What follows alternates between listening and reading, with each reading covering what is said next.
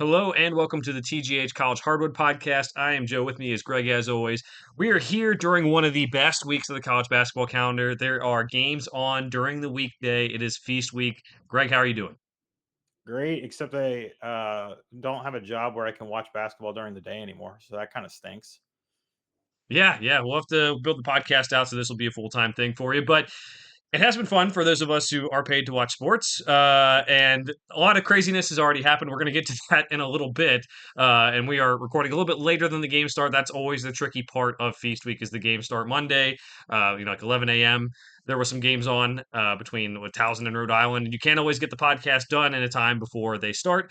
But Greg, we have a couple games to recap from last week. We mentioned how high level those games were, which was kind of there wasn't many games we went over, but there was several high level games. And then heading into this week, we're going to have tons of high level games due to a lot of it is the Players Era Festival. What's some other games? Some of them standalone, some of them the other tournaments as well. Let's get started with our recap of last week, Greg. We had the Champions Classic. The first game of this one, Greg. Yeah, I was going to say you need to be careful about throwing out that word high level all over the place. Well, okay, so high profile matchups, whatever you want to say, there were games that were Out, out. supposed to be whether it's big programs, whether it's got teams with preseason expectations, whether it's maybe it is good matchups and these teams just struggle because they're playing a lot of good teams early. We had Mississippi State and Michigan State and Kentucky. I can't even think straight today. Michigan State beats Kentucky 83-66. Michigan State was not a good 3 point shooting team last year, not a good 3 point shooting team this year. They come in and all they do is drain threes. Some of it's due to some bad defense by Kentucky, but a lot of it is just them hitting shots. That's what they need to do for they're going to reach their potential. Jeremy Fears has 8 points and 13 assists in this one, showing that selflessness that has gotten him this far. Jackson Kohler had 20 points as well. For UK, the ball sticking on offense. But the real question is what happened before that Louisville game? We saw Mark Pope say it after the Louisville game. Something happened that was uncharacteristic. The rumors are flying. The rumors are, oh, this guy had relations with that guy's girl. And honestly, the way that the things have happened with the expectations were this team would at least be solid, at least be comparable to last year's team where they got a 3 seed, and they're not playing anything like it. It must be something on that level, and it must be off the court because it is affecting on the court where we're seeing the ball stick on offense. There's not selflessness. There's nothing. So, yeah, as much as I want to break down the X's and O's on this, Kentucky has a lot of defensive work to do. They need to move the ball on offense. It seems like for them, it's totally mental and totally social aspect of basketball that we just don't ever get to see the behind the scenes all that often. Yeah, but at the same time, like this game, like sometimes, and I'm not saying Kentucky played particularly well. That's not what I'm about to say. But right before the half, Kerr Tang takes this like fall away 3-pointer from the corner that goes right. And when I texted you right away and I said, if they're making those kind of shots, man, like there's only so much you can do. Yeah. So Joe pointed out on Twitter like immediately, this team comes in shooting 22% from three, and they made what for their first five, three of their first, it's just, I don't think this is going to be a team that shoots, you know, 42% from three. What did they end up shooting? They 50. end up they end up shooting. Yeah, I don't think they're shooting 50% from three. I do think they're better than 22%. Okay, I think that um, they're they're gonna do a bulk of their scoring in the paint and really trying to be methodical and pick apart defenses in on the interior, and they do have a good 1-2 and even they have um Cooper and Kohler, but then you got Cam Ward coming off the bench. I mean, there's some talent inside with this team. But the thing is they shot the ball well this game. And I just like making note, I kind of watched this game live and then I did go back and rewatch this game. Yes, I watched this game twice, even though it was a 17-point blowout. I guess that's what an addiction to college basketball looks like. A lot of the shots they made were at least contested. Um, Maybe it was a bad closeout, but like it's not like they were just getting wide open looks, like it's not like just complete blown coverage. I mean, it was late rotation, late defensive rotation. If they're making those kind of shots, like there's not the you can improve on your defense a little bit, but sometimes they're just making, they weren't the highest difficulty shots, but they weren't completely wide open. Um, I think sometimes that stuff's going to happen. The offensive end, I'm with you. That's kind of where you got some worries for this team. Uh, I there's we talked a little bit about the Brandon Garrison has had a bit of an interesting season to start. I mean, you just look up and down this roster, man, and scoring is a question mark at times for sure.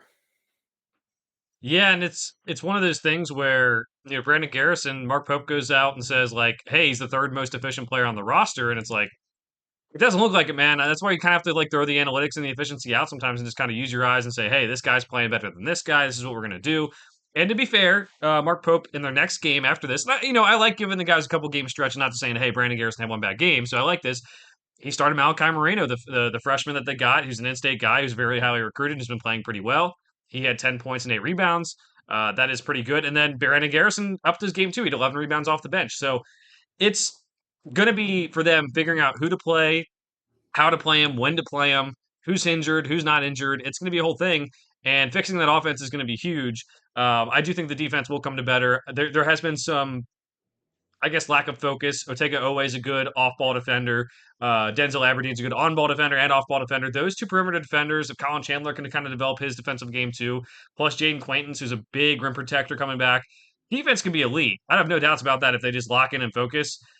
The offense is just going to have to change and evolve. It's not like they don't have the talent. I mean, Otega Owe scored 16 points a game last year. He's just got to get back to that and then have the shooters knock down shots around him, get Jaden Quaintance back for the interior, and things will kind of fall into place. But obviously, again, it seems like there is something going on off the court. As you said, Greg, Michigan State did make a lot of threes. You got to be ready for everyone's Super Bowl if you're Kentucky. They're going to try to kick your ass just like everyone else. Um, 11 of 22, as you said, Greg, if they shoot 6 of 22 or whatever equivalates to around 22%, that's the game right there. So, um, fix your closeouts, fix everything here. Get this stretch where Kentucky is not playing in one of these big events this week, and get everything fixed, get everything ready, get everyone healthier, and let's go. So that's for Kentucky. For Michigan State, just impressed with their ability to be past the ball. Maybe they could shoot better than 22%. Maybe they can get up closer to 30, 35, and be like an actual really good team this year. If Jeremy Fears keeps on moving the ball, I still question their guard play outside of Jeremy Fears, but if Kurt Tang and some of the other guys can hit shots, maybe that's all they need. All right, so the other game in the player or the extent players, the Champions Classic. I'm all over the place today. I'm running around with the family on feast week, and it shows. Duke beats Kansas 78-66. In this game, Cam Boozer has 18 points, 11 rebounds. Isaiah Evans has 16 points. And really love Duke's sets. I wanted to mention that too. John Shire is showing he's very good X's and O's coach. We had guys doing some back screens, opening up some threes. That was amazing. And for this game as well, there was no Darren Peterson for Kansas. Trey White stepped up with 22 points. Melvin Council had 15. Um, Arguably, Duke should have won by more, but at the same time, impressed with the win. Kind of how I expected it to go after Darren Peterson was ruled out. Kansas doesn't have the scoring, doesn't have the shooting to maybe score as many points as Duke. With Duke, some of the issues we still have with them going forward is the guard play, with possible point guard play, setting up their teammates. But I honestly could not have seen this game going any other way once Darren Peterson was out. I don't know about you, Greg. Yeah, I kind of felt like when I was watching this game, I'm kind of surprised to see for Duke. I just want to touch on the guard play you talked about. Caleb Foster had 25 minutes. I'm kind of surprised it was that much because there was a point in time when Caden Boozer was running the point, and I like literally said to myself, I was like, when was the last time Caleb Foster was in the game? So I don't know if that was a live choice um by Shire, but I kind of liked how it looked. The thing that I really took from this game was Cam Boozer's ability to read and react and pass out of those double teams. I mean, it was an auto double for Kansas anytime Boozer got the ball on the low block, and his ability to pass out of those or at times, split them, dribble through them. That was kind of what made an offensive difference for this team on top of the X's and O's that Joe already talked about. Isaiah Evans looked great between shooting the ball, and he's added an element of being able to get to the rim this year, which is nice. He was kind of just a spot up shooter last year. Um, Sar, just very long. I feel like he's kind of raw. I'd like to see him maybe work on his game a little bit, but this team, I mean, I feel like this is a top 10 team. This is what a top 10 team should look like. I don't like the score. Like, I feel like they should have beat them by more, but a win's a win. On the Kansas side, man, like, if you're going to get a lot of this run from White and Council and Badunga, and I don't know if you looked, but Badunga had another big game um, later in the week, and I think he had a big game today too. Um, so if Darren Peterson like this is one of those things where if they like find something because Darren Peterson was out for a little bit, like I guess long term that could work out for them. I don't know what your thoughts on that are. Yeah, I mean, definitely could, and maybe again, maybe blessing in disguise, like you said. Other than those three guys you mentioned, Badunga, Council, and White, there was 15 points scored. You just can't have that. So getting Peterson back, having three other options in Badunga, Council, and White, being able to give you something, and other guys being able to give you spot minutes and spot points is going to be huge. So that's big. We saw Elmarco Jackson really fall out of the kind of rotation here. 6 minutes in this game without Darren Peterson is tough for a former big time recruit. Um, and we'll see how they develop and maybe get the rotation different in the next couple of weeks here because of Darren Peterson being out because of other things going on. But yeah, I think with Duke, Greg, I said it a little bit last week, but I think my biggest question isn't the talent on the roster. It's not, John Shire's X's and O's. I actually, like I said, I think he's like underrated as an X's and O's coach with some of the things I saw in that game, some of the sets he ran. It's the roster construction. Like, it's not just getting the best players. Sometimes there's a little bit of a puzzle. And, like, would they have been better just getting an average point guard in the portal, even if he doesn't play more than 15 minutes a game? If he just goes in and, like, hey, I can handle the ball at the end of the games, I can play some defense, something like that, where I'm not saying you take any minutes away from the guys that currently have, um, at least Cam Boozer. Maybe you're taking minutes away from Caleb Foster a little bit, but it doesn't seem like that's going to be a huge issue this year. That's kind of my thing is, I Duke has all the talent in the world. We're going to have to track this whole year, especially as we do our crossing people off the champions list. Can they get to the point where some of these guys develop and are trusted to take care of the ball to set up their teammates when it's big? And I don't know how they went through and didn't get an average point guard. Like, even if it's a mid-major guy who's trying to come up and play at Duke, at least you have something.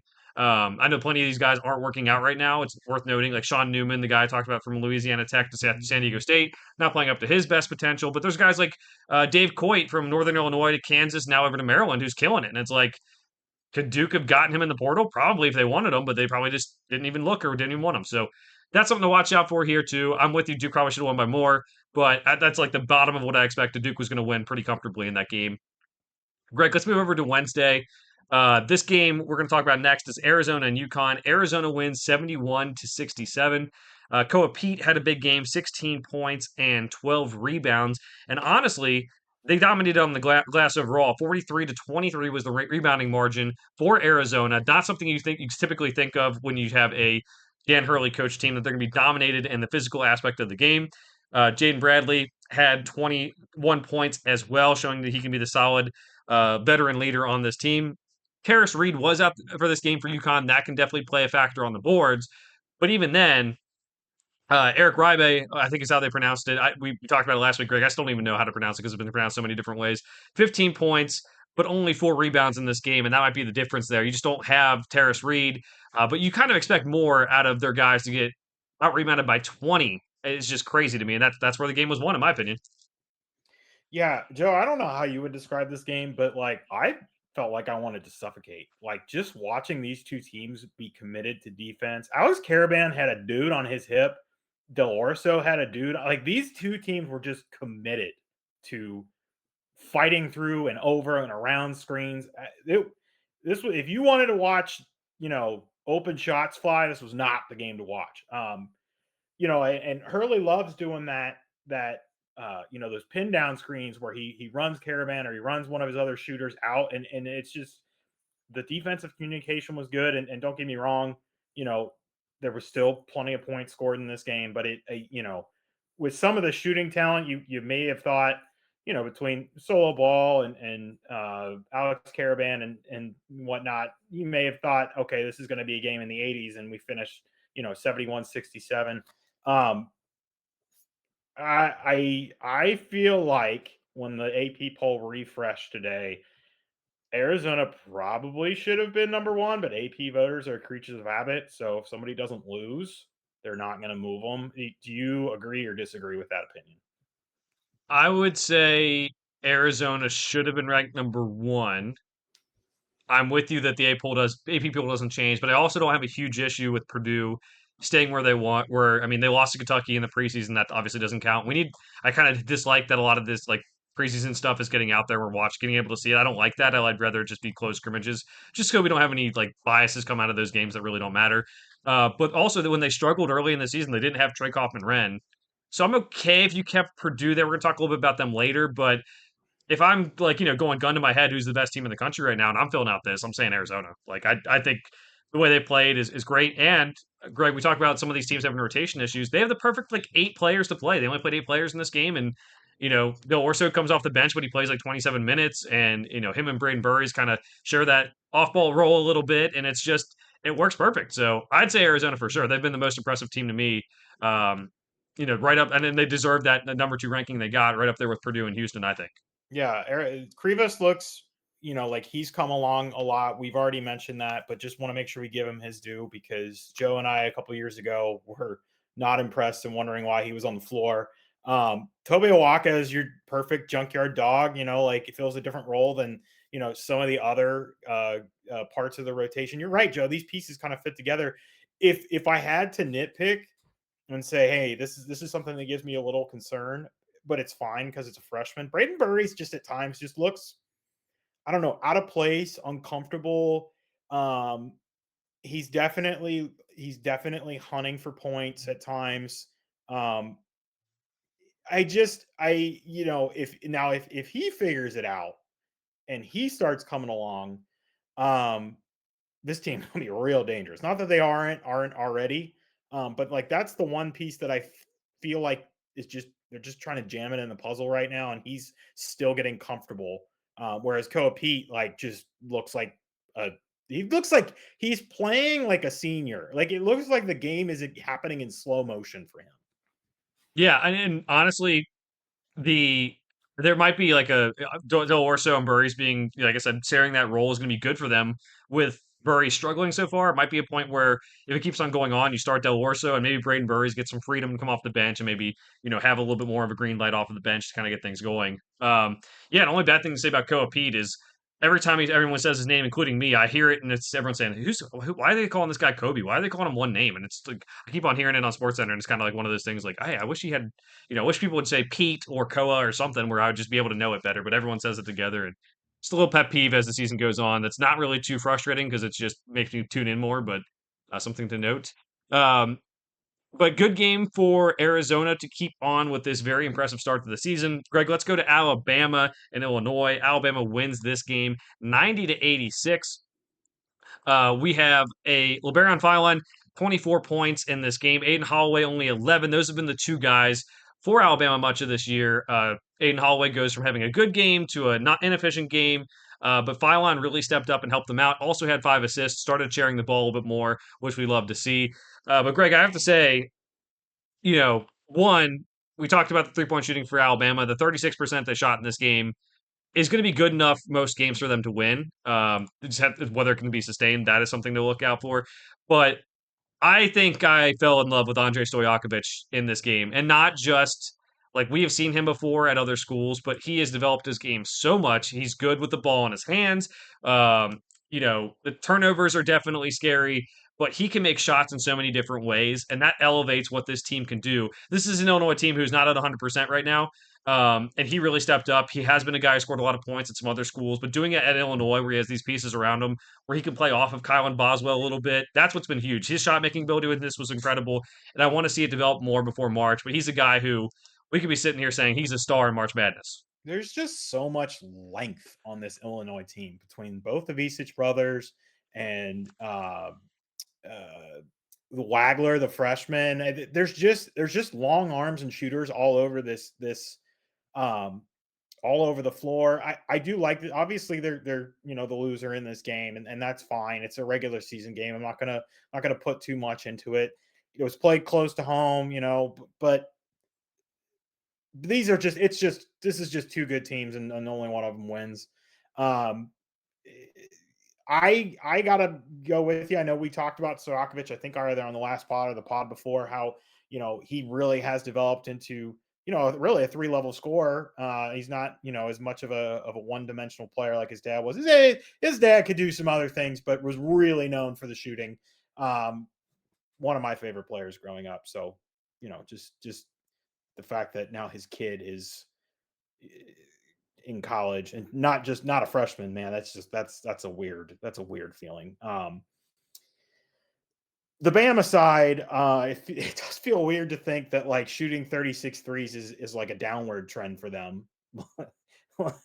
I think the last game we reviewed for them, I think they shot almost 50. So I guess this is an improvement. And wow, look at that, they won the game. I just it's the same pieces before. I know they don't have like a lot of interior, big guy finesse scoring type. I know Bull Bowen, has a little bit more ability to step out, so they might play some more five out, which Nate Oates loves. But I just don't want to see them, just live and die by the three.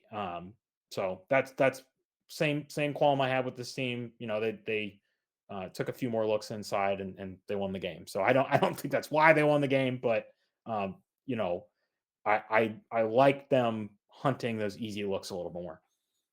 Definitely, it's always good to have more diversified offense, and that's something they're going to need to keep on tracking throughout the year. If they can do this consistently, where they shoot 36%, that's probably good enough to play the way they've always played. If they can't, if it's something they're even us as people picking the bracket where maybe they can shoot that well for the first two rounds, but we kind of think they might have some trouble in the next round or so. That really limits the ceiling of the team. Obviously, where we're like, hey, maybe they can't make the final four if they can only win in one way, and that's shooting threes. If it's not defense or some other way where they're generating offense. That can be tough. All right, Greg. On Friday in the Bad Boy Mowers series, Wisconsin and BYU played in Salt Lake City. It was on the Jazz court. It was a bright purple court, the NBA Cup courts. Yep, it was hard to track. I did love the uniform. The black BYU uniforms with the white Wisconsin was actually really cool. It just didn't pop as much on that court. BYU wins this pretty easily, Greg. 98-70. They took a pretty good halftime lead, 12-point halftime lead. Bansta had 18 points. Saunders had 26 points. Rob Wright had 10 points, 11 assists. This is the defense played well too. Blackwell and Nick Boyd did not have the most efficient night shooting. I think Boyd was 50% from the field. Blackwell was not even close.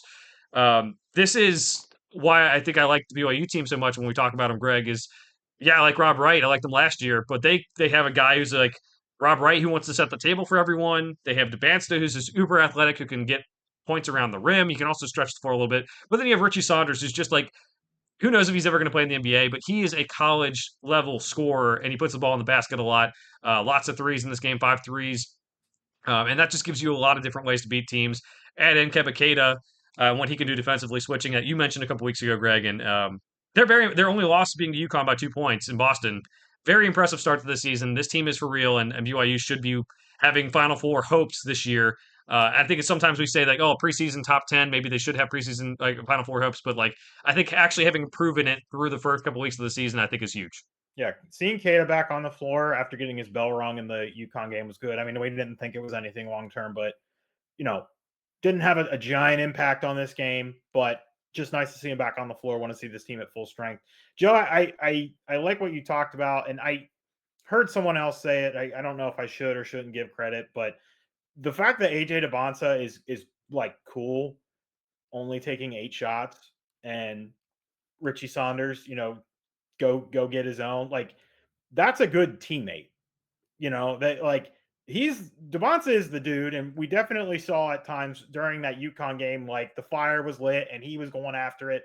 But I even said during that game, like, yes, when he is in beast mode, it's not just I'm going, one on one and ISO ball. Like he is a team player as well.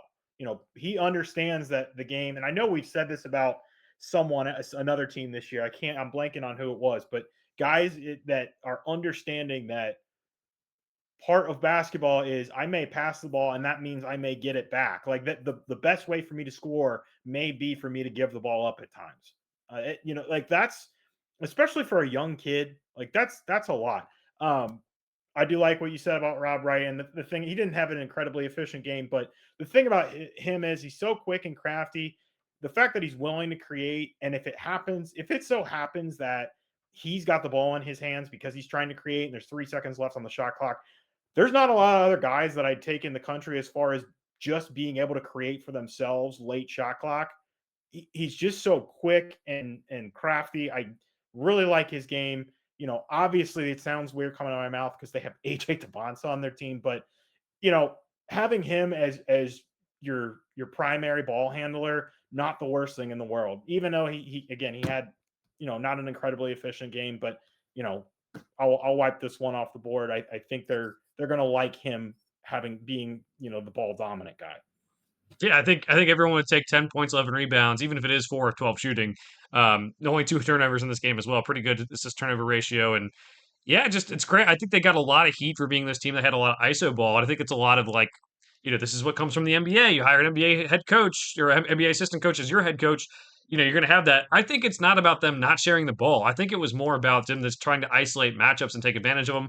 We saw that in the second half against Utah or UConn against with AJ Debonsa and what he was able to do with his isolation, with his getting the ball in the post. And that's what it is. Like Rob Wright wants to set the table. AJ Debonsa, as you said, okay with not taking as many shots. It looks like from the outside. Those are the teams that end up being good. We saw that with Cooper Flag last year, made the Final Four with an Uber star like Uber prospect and giving up the ball. And same with Anthony Davis for Kentucky all these years ago. If you want to have a team that's truly great with the freshman leading the way, if they're okay not taking a lot of shots, you can go a long, long way. If they want to take a lot of shots and be like we talked, maybe like Todd Pettiford is right now for Auburn, although he got a little bit better in the last week, that's not going to work long term. So as much as we love those guys who chuck it up and make it fun, that was an important point by you, Greg. Let's go to the last game. The last thing on Friday we're going to talk about is the Baja Mar, and just Baja Mar in general. Only a couple minutes here. Purdue dominated Texas Tech 86-56. Oscar Clough had 15 points, 15 rebounds. He has been on the glass for Purdue this year, really paying off for that Matt Painter decision to go with him at the 5 and TKR at the 4. Texas Tech has still been pretty solid this season so far, but obviously a little bit to work on here. And then we had Miles Colvin, probably the story, the feel good story of the weekend for Wake Forest, hit the game winning shot over Memphis. And if you watch the videos, they had practiced this exact play in the ballroom before. And Miles Colvin hits a 3 to win the game for Wake Forest over Memphis in the third place game. The fans were stacked with Purdue fans because they were playing in the championship. Miles Colvin played for Purdue last year, and he gets the shot, and everyone in the crowd's going nuts when he hits it because they still want to support him. Understanding he left the program as like Matt Painter squeezing him out a little bit, not him just leaving for no reason. Again, I really do think Purdue actually could have benefited from him coming back, but have to understand everyone doing what's best for them. And really cool moment there. I think early in the season, we just don't always see that where like every fan base sometimes goes off and says, "Oh, this guy left. I hate him, and he's awful." And it was a really cool moment to see Purdue fans still stick up for Miles Colvin, who had that big shot. Yeah, I do feel like at this point, maybe if you gave Painter the option, he might take Colvin back. I just looking at what the team has been this far, a little more of a dynamic athletic guard. Feel like that's a role that I likes having Meyer and stuff, but I just feel like it's a little bit of a different skill set than what they have filling out the rest of the team. Yeah, I mean Purdue looks good though. Like there's not much to complain about. Um, just wanted to make sure we mentioned them just throttling Texas Tech. I didn't have this tournament on our list to pick last week because we just kind of assumed Purdue would win it, and they did, but they still won it in a better fashion than it comes up. Okay, we get the championship match. It's Purdue Texas Tech, ranked on ranked, great. and it was just like a nothing burger. So from the beginning, Joe, I know we kind of already talked about Texas Tech. I mentioned this is hey, are they going to have depth? And they played quite a few guys in this game, and it seems like the majority of what they're getting is from their starters. So I think that team can be good. I think they'd love to have Darian Williams back instead of him being on NC State right now. I think that would be a huge difference for this team. But um, yeah, I'm hoping that this little Baja Mar is a prelude to what we're about to get this week. I hope so as well. We've already, as I said, seen some pretty good stuff. NC State has been knocked off in the Maui, and we'll talk about that here in a second. Um, Greg, before we get to our picks for the week, which includes kind of just going over the tournaments, any teams you want to take off the national championship list? As a reminder, we're taking teams off as we go along the season. After we took out Xavier, they got a big win over West Virginia and actually looked like a way better basketball team. Not saying they're going to win the championship, but look like a way better basketball team. Greg, I'm going to nominate. It's Feast Week. I don't want to take too many teams off. Let's just nominate DePaul. We're taking DePaul off. That's probably a fair assessment in any given year. God bless Chris Holtman for going and taking that job. But what about I have a nomination. Okay. How about Rutgers? All right, Rutgers. I'll take Rutgers and DePaul. Rutgers, although that Central Connecticut State team has beaten another, they beat another high major. They beat Boston College. I'm gonna nominate Rutgers, and wondering if Steve Pikiell's time there might be coming to a close. Yeah, not just losing guys to the NBA and not making the tournament last year, but other guys to different programs and just transfer portal devastated them as well, and just going to be tough. So, Greg, remember this. I will have a sheet at some point. We have Xavier, Rutgers, and DePaul off of the chance to win a national championship. We'll keep on updating it. Obviously, all the teams who aren't in power conferences and aren't the regular mid-major teams are off the list already, but we will have that ready for you. We wanted to take a couple teams off here this week, but not do too much. I'm sure we'll have more next week as we go along. We took one team off last week, two off this week, and we'll keep it rolling. Greg, let's get to our talk about some of these brackets we have going on. We're going to start it off with the Maui Invitational tournament that has been devastated kind of by this Players Era festival. Good for the players for making money, but I will miss the Maui Invitational, how it used to be. Just not the greatest field this year, although we're seeing some good results already, which is kind of fun. But Greg, who do you have winning this one? Oh, Joe and I are going full transparency. I was definitely between NC State and Texas. I had planned to pick this live. I would have picked NC State. Just felt like they had an okay start to the year, like the Will Wade momentum. I would have picked them. It's 5:51 and they've already lost. I'm not gonna just slot my pick over to Texas because I know I would have probably landed on NC State, and they're the only ranked team in the field, and I don't necessarily think that's why I would have picked them. I don't know. That's probably what my gut would have told me.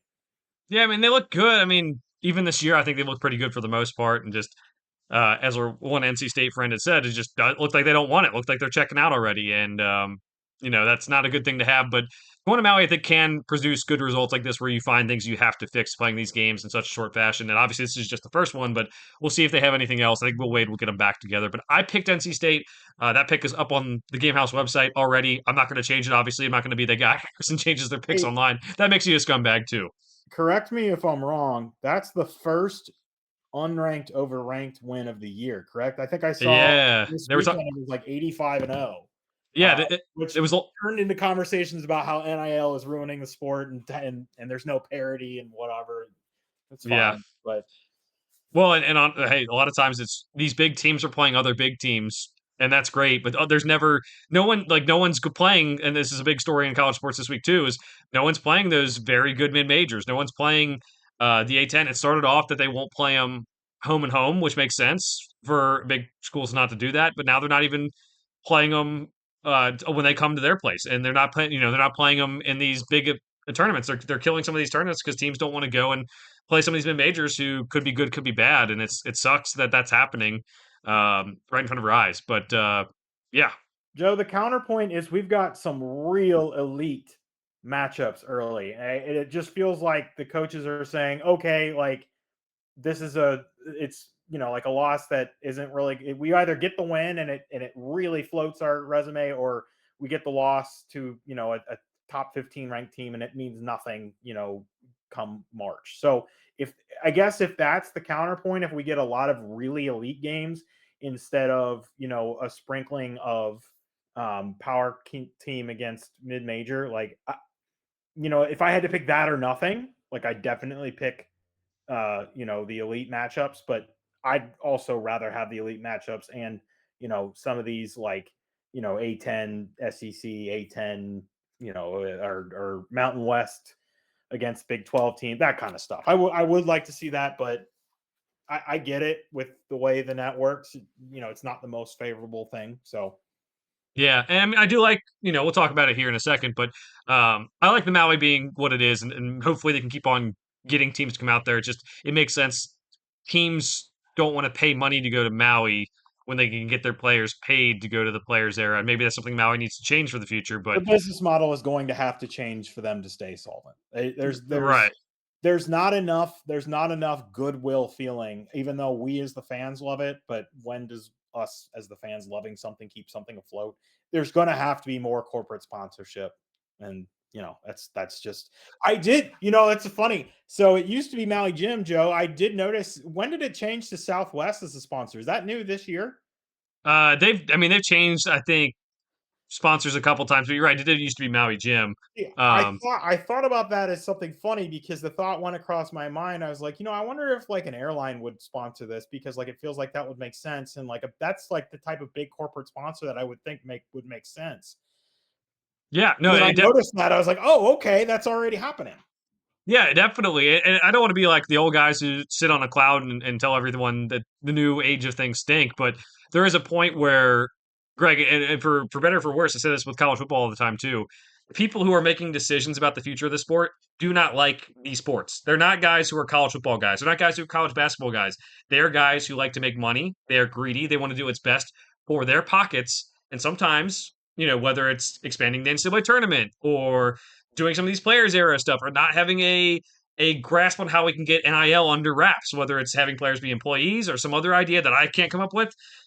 That's kind of what we're doing. They all, honestly, they do not care about this stuff. They just want to make money, and that's where having a commissioner would be good. But at the end of the day, even commissioners of pro sports, all they do is want to make money. And if you had like a regular fan in charge of these sports, and we're diehard Maui fans, diehard Feast Week people, diehard. Hey, we don't want the NCAA tournament to be expanded. That would go a long way. But as we see things now, even things now that we like or like less than we did in the past, those are going to change too. And it really stinks that it's getting to a point where things are changing so fast. We're still going to enjoy basketball. We're still going to watch all the college basketball, but it does feel like the expansion talks and everything is just about making money. And a little bit of it is like, hey, there's A10 coaches. Like I think Chris Caputo, the George Washington coach, talked about how the metrics favor the good teams and how they can't schedule some of the good teams to kind of prove themselves. Then just fix the criteria for picking the teams. Then don't you don't have to change to fix what's broken. Don't add to a problem that's already there. So I know that's a larger thing, a larger rant we can go on. And Greg, I know you're with me on the expansion thing, but there's so many things that maybe just seeing these things come out this week that have kind of sparked my hey, let's not expand the NCAA tournament. Let's try to keep some of what the sport is great going, even if there are some good changes. Like the Players Era Festival, I think is good. I do like the Maui still. I don't want to turn it into a 30-minute rant on the bigger aspects of the sport, but I think Feast Week is a good opportunity for us to get on our soapbox a little bit and talk about why this stuff matters.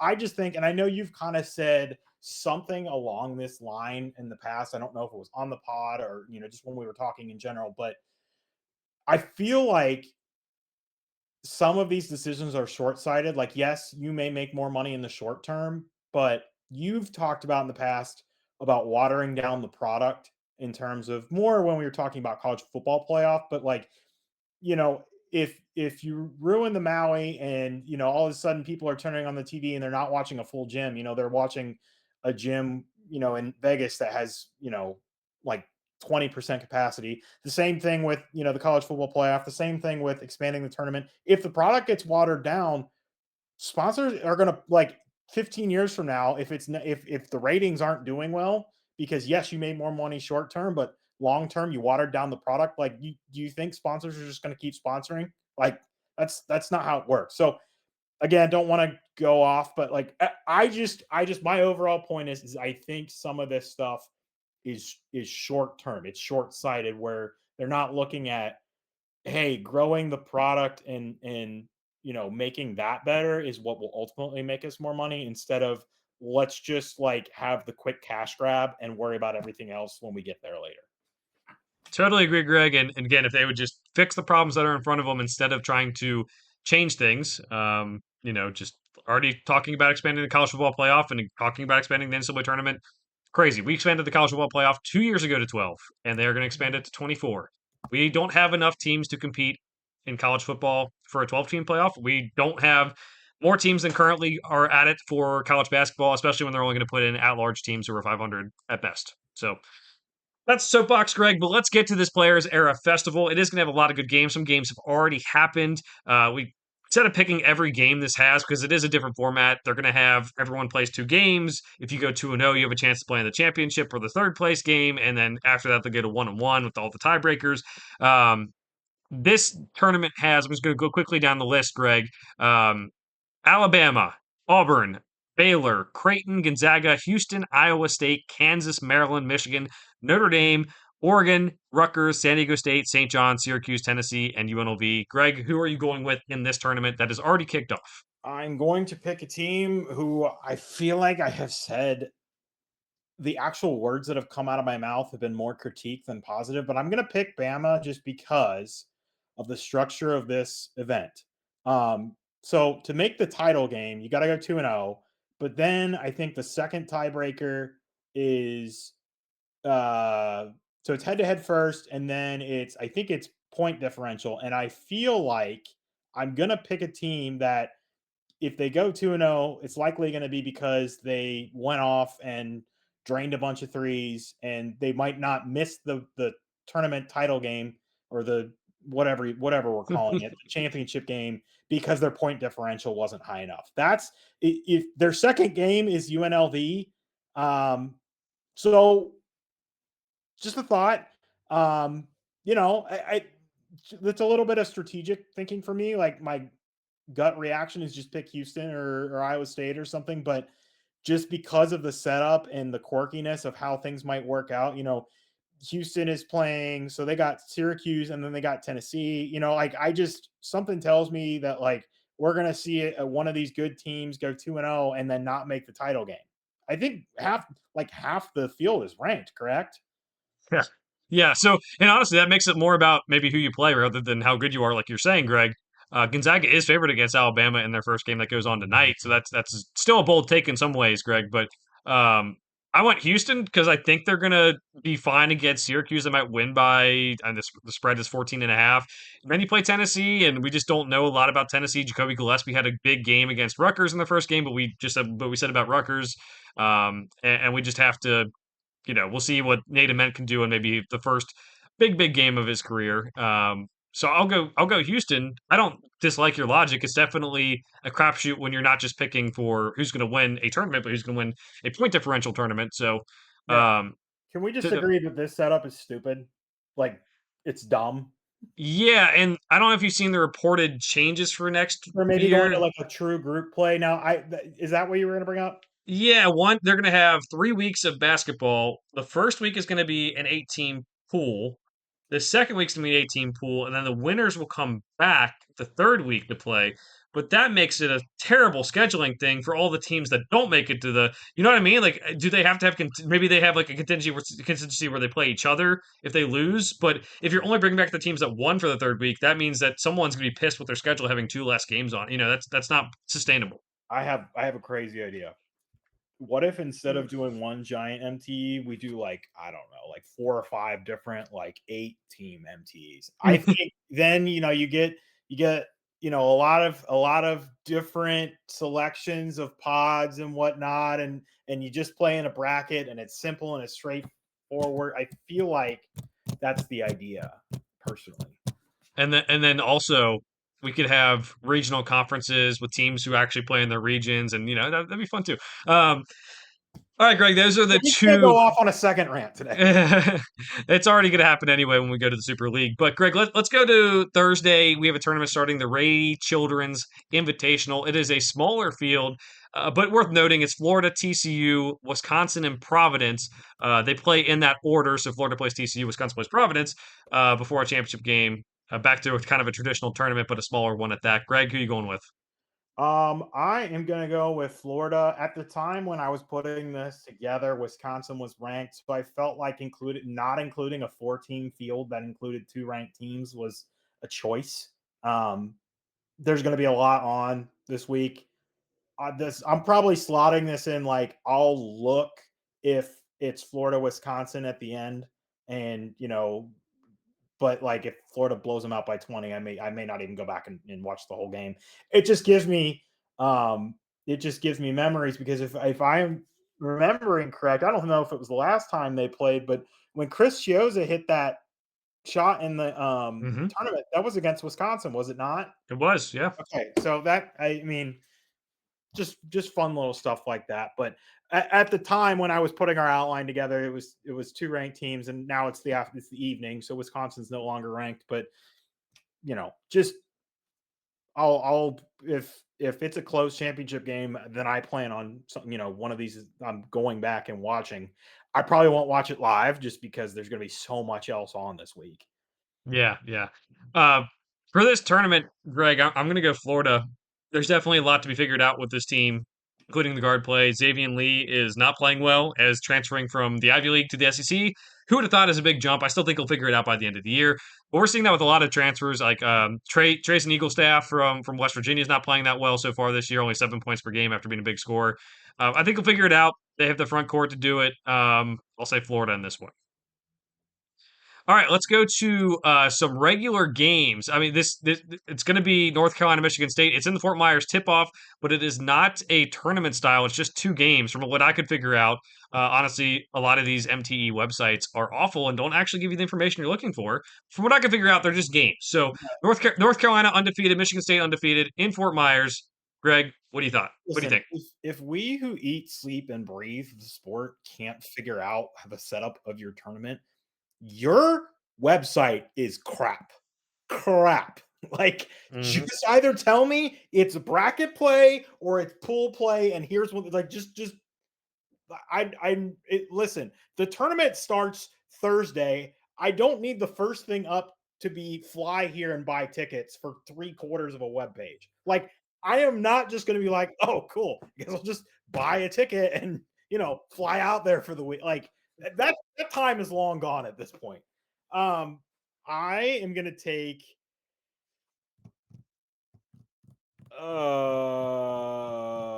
Doing this live is always a fun part. I should. Who are you going to take, Joe? Yeah, I'll go off me. I'm going Michigan State. Seth Trimble still injured for North Carolina. I think that takes a big hit to them. They really needed him to be good this year. To be honest, Seth Trimble, we kind of knew what we were getting. Kyan Evans, 5.2 assists per game is fine, but I kind of still don't like the makeup of this team. Like Caleb Wilson, I think Caleb Wilson is doing a lot of heavy lifting and is going to have to do more heavy lifting in some of these big games without Seth Trimble. So for that reason, I am taking Michigan State, who doesn't shoot the ball well, but I like their post play. I like Jeremy Fears being able to set everyone up. Maybe they can get some guard play to develop later in the year, much like they did with Jace Richardson last year. That actually solidifies what I wanted to say because I love picking against you. It's my favorite thing. Yeah. I'm taking Carolina. I'm taking Michigan State shooting in this game to come back down to earth a little bit, and I'm taking Caleb Wilson to just dominate inside. Now they will probably send a double at him when he's inside, but I just like of the starters, Joe. Like who's guarding Caleb Wilson? That's a good question. Cohen Carr. Get a little bit smaller on him. That's actually a good. You know what? That is probably a good choice. Like the best choice that they have. I would imagine it's going to turn into, you know, he's probably going to get doubled when he touches the ball near the paint, pretty much. Yeah, and he's not a guy he scores a lot in the mid range. He's not a guy who's like just going to post you up all the way. So that's why I said Cohen Carr. They could throw some extra bodies at him who I'm not expecting, or kind of I'm matchup expecting size. heavy help. Let me put it that way, because you're right. He's not low block. Hmm. Like it's not like Cam Boozer where he's taking it on the low block and they're sending a double. I'm expecting heavy help And defense by defense is what and that's tough. I mean, Cohen Carr 6'4". I think he has experience playing bigger. His athleticism lets him play bigger, but it's still a big jump. So we'll see how that pans out. well, luckily he's got a 50-inch vertical. So Jesus, crazy. Greg, Thursday night, Thanksgiving night, we have Duke and Arkansas. This one's in Chicago. It is the CBS Sports Thanksgiving Classic. Duke 7-0, Arkansas 5-1. So if you are still with your families at this point and have to choose what to watch between the Bengals, and the Bengals and Ravens with Joe Burrow coming back for the Bengals and Lamar Jackson keep on having a new injury every week. You might be able to get them to change to this before that game starts. This starts at 8. The other one starts at 8:20. Hopefully, everyone has two TVs or a way to watch both games. Joe, mini rant. How do you feel about naming games that are just one game? I don't like it, but didn't they do this last year too? Didn't they use the CBS Sports Thanksgiving Classic last year? It was a Duke. Was it the same teams or was it? I'm trying to remember I who it thought was. there was something to do with Nolan Richardson last year for some reason. I don't know if they Mm. brought him. Like I thought that when I was looking today, and I was like, I am making a connection. I feel like for whatever reason, maybe they did a thing on him, when I was watching the game or whatever. But I feel like the answer is yes. Yeah, Um, I only asked that because I was looking and UCLA is playing Cal, which is funny because that used to be a conference matchup and now it's not. But it's like the Mizzen and Maine Empire Classic or something. We're just naming games now. So next time Xavier plays NKU, it's the Across the River Classic. Okay, we're just gonna start naming matchups to name them for no reason whatsoever. the civil conflict. Yes, yeah. UCF Um, versus UCF versus UConn, a rivalry that uh, no one claims anymore. yeah. Arkansas is good. Acuff is good. They had a scare with Winthrop last week, where they darn near lost. But I just that Duke team, I'm going to take them to win this game. I will say, with some of the length and athletic ability that Arkansas has, they may just be a good matchup. I feel like this is going to end up being a good game. Yes, Arkansas is coming off a bit of a scare, but I'm going to take Duke. But I just feel like if somebody was going to give them a run, it might be a team built like Arkansas. Yeah, I was just going to say this. I honestly think this might be the game of the week, which is crazy to say, maybe with so many things going on. But I love how Duke has plenty of talent. There's not many people like Cameron Boozer. They're going to have the ability to beat a lot of teams. But Arkansas's guard play with Malik Thomas playing out of his mind already, Darius Acuff being a good freshman, DJ Wagner providing experience. We're going to get to see Duke's guard play tested, their point guard play tested. That's why I love this matchup. It's kind of like two different teams going at it, two different good teams going at it. Arkansas didn't play their best game when they lost at Michigan State by 3. This is a game I think Duke could lose, but I'm going to go Duke because I think Boozer is that good. But I'm just going to say, if we come back next week and say, oh, well, Duke lost, I'm not going to be too surprised. I actually really like this game in a week that is full of great games. All right, so on Friday, Greg, we have Illinois and UConn. Dan Hurley said he was never going to play in a MTE again. Uh, Big old crybaby he is after they'd had a tough time in Maui, really raining on Greg's Dayton's parade for last year when they beat him. But that is what it is. This is going to be in Madison Square Garden at 12:30. Greg, what do you think? Mm, I like this game a lot. We already talked about the length that Illinois has. I just think UConn is going to get out and run and be tenacious, and you can only keep these shooters down for so long. I think I think Illinois has length, but I don't think they're nearly as committed on the defensive end as Arizona is. I think UConn wins this game. I do too. I still think Illinois will be fine long term and have a high ceiling, but I still think with how much they've had injuries already and like guys coming back and mixing it all together from returnees and freshmen and transfers and Vicic brothers, any type of guys you want to throw in there. It's been a lot to change. And I think it's going to take some time for them to reach full potential. I think UConn will have a plan to slow down Andrei Stojakovic and should be able to get this win in a game that I think will be another fun one this week. All right, Greg, those are the picks for the week. Any final thoughts before we log off? Yeah, there's plenty of basketball on. I know, aren't Ole Miss and Iowa in the same bracket of some sort? There's other fun basketball. We just Joe, we've been podcasting for an hour. If we talked about every MTE that involved a power conference team this week, we'd be here for another hour or two. There's just basketball week on pretty much all day.